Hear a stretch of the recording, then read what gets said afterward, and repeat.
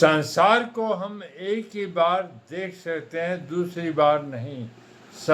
कारण कि संसार प्रति क्षण परिवर्तनशील है, अतः एक क्षण पहले वस्तु जैसी थी, दूसरे क्षण में वह वैसी नहीं रहती।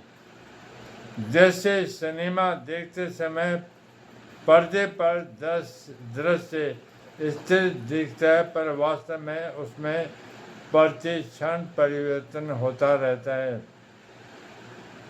मशीन पर फिल्म तेजी से घूमने के कारण वह परिवर्तन इतनी तेजी से होता है कि उसमें हमारी आंखें नहीं पकड़ पाती।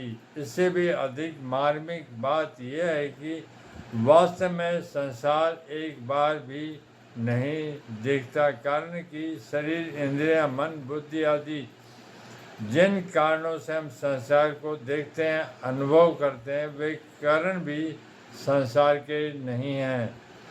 अतः वास्तव में संसार से ही संसार दिखता है। जो शरीर संसार से सर्वथा संबंध रहित है, उस स्वरूप से संसार कभी दिखता ही नहीं। तात्पर्य है कि स्वरूप में संसार की प्रतीति नहीं है। संसार के संबंध से ही संसार की प्रतीति होती है। इससे सिद्ध हुआ कि स्वरूप का संसार से कोई संबंध है ही नहीं। दूसरी बात, संसार शरीर, इंद्रिय, मन, बुद्धि की सहायता के बिना चेतन स्वरूप कुछ कर भी नहीं सकता। इससे सिद्ध हुआ कि मात्र क्रिया संसार में ये स्वरूप नहीं। स्वरूप का क्रिया से कोई संबंध है ही नहीं। संसार का स्वरूप है क्रिया और पदार्थ। जब स्वरूप का न तो क्रिया से न पदार्थ से कोई संबंध है, तब यह सिद्ध हो गया कि शरीर, इंद्रिय, मन, बुद्धि सहित संपूर्ण संसार अभाव है। केवल परमात्मा तत्व का ही भाव सत्य है, जो निर्लिप्त रूप से सबका प्रकाशक और आधार है।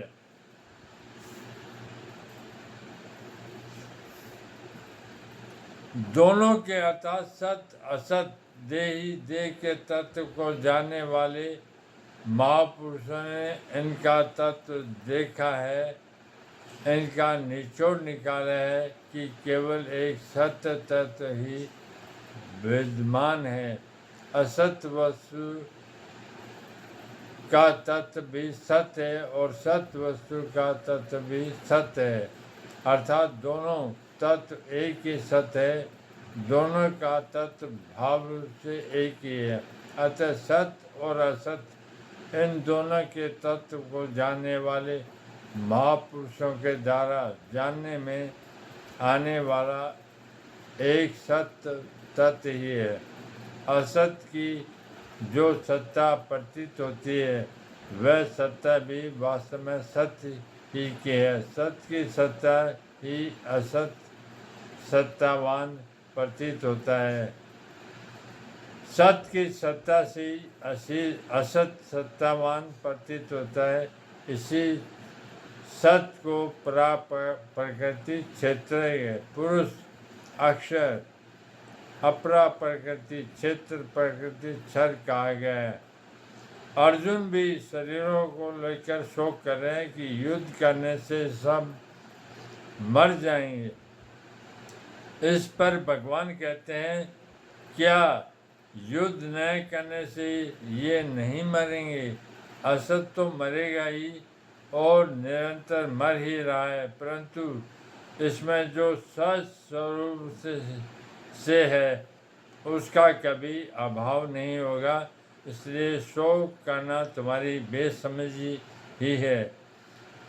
11वें श्लोक में आया कि जो मर गए हैं और जो जी रहे हैं, इन दोनों के लिए पंडितजन शोक नहीं करते। 12 श्लोकों में देही की नित्यता का वर्णन है। और उसमें धीर शब्द आए। 14-15 श्लोक में संसार की अनित्यता का वर्णन आया है, तो उसमें भी धीर शब्द है। ऐसे यहाँ 16 श्लोक में सत असत का विवेचन आया है, तो इसमें तत्वदर्शी शब्द है।